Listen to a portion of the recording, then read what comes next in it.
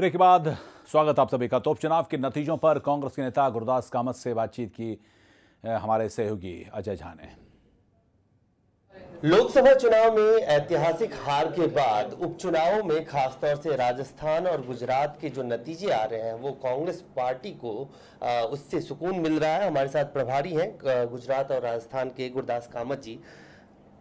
BJP वाले ये कह रहे हैं कि ये तो लोकल इशू पे चुनाव हुआ, स्थानीय मुद्दा था, स्थानीय उस पे चुनाव हुआ। क्या आप ये मानते हैं कि जो मोदी मैजिक या मोदी वेव की बात कही जा रही थी वो हनीमून टाइम पूरा हो चुका है, अब तो रियलिस्टिकली सोचना होगा? बिल्कुल, लोग ये इसी तरह से वोट गिरा है और रियलिस्टिकली सोचकर लोग इस नतीजे पर पहुंचे हैं कि लोकसभा के चुनाव में हम बहक गए थे झूठे आश्वासनों के तहत, और जो झूठे वायदे किए गए थे मोदी की तरफ से कि हम सत्ता में आए तो बिल्कुल यहाँ पर अच्छे दिन आ जाएंगे।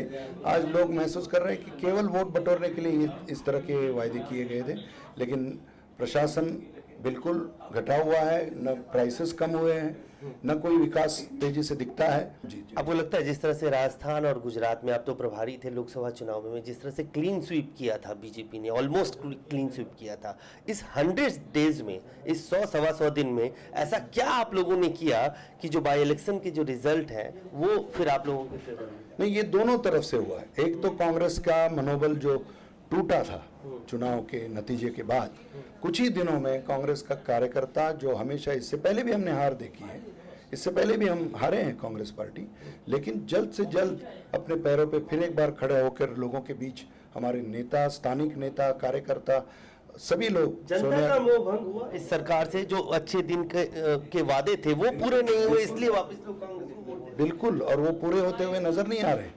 ये सत्ता में आने के बाद भूल चुके हैं कि क्या वायदे करके आए थे, वो सारी बातों को भूल गए हैं और इसीलिए लोगों ने अब सबक सिखाया है। और क्योंकि कांग्रेस लोगों के बीच में रही है, सोनिया गांधी जी और राहुल गांधी जी देश भर के कांग्रेस कार्यकर्ता नेताओं के साथ जो पिछले 4 महीनों में लगातार संपर्क बनाकर उनका मनोबल बढ़ाने के लिए जो कुछ बातें करते आए, उसका भी ये नतीजा है। लेकिन उत्तर प्रदेश के नतीजे तो आप लोग के पक्ष में नहीं रहे। 11 सीटें जो बीजेपी की सिटिंग सीटें थी वो समाजवादी पार्टी के खाते में चली गई, लेकिन 9 सीटें सभा के खाते में जा रही हैं, 2 बीजेपी के। आप लोगों को कुछ नहीं मिल पा रहा है, यूपी में बहुत कुछ स्टेक पे है। वहाँ पर हमें और मेहनत करनी पड़ेगी, इसमें कोई दो राय नहीं है कि वहाँ पर हम इतनी भारी संख्या में जीत नहीं पाए, खाता ओपन नहीं हुआ है, लेकिन बीजेपी का तो सफाया होता हुआ नजर आ रहा है। आखिरी सवाल, महाराष्ट्र जहां से आप आते हैं और हरियाणा, दोनों जगह विधानसभा के चुनाव होने हैं, आपको लगता है कि मोरल तो बूस्टअप हुआ होगा कार्यकर्ता का और इसका असर भी होगा वहां पे? बिल्कुल होगा,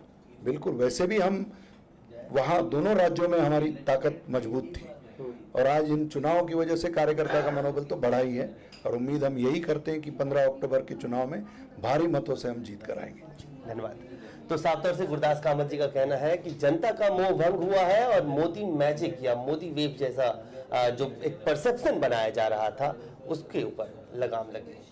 कैमरामैन ज्योतिर्मय के साथ अजय झा, न्यूज़ एक्सप्रेस, दिल्ली।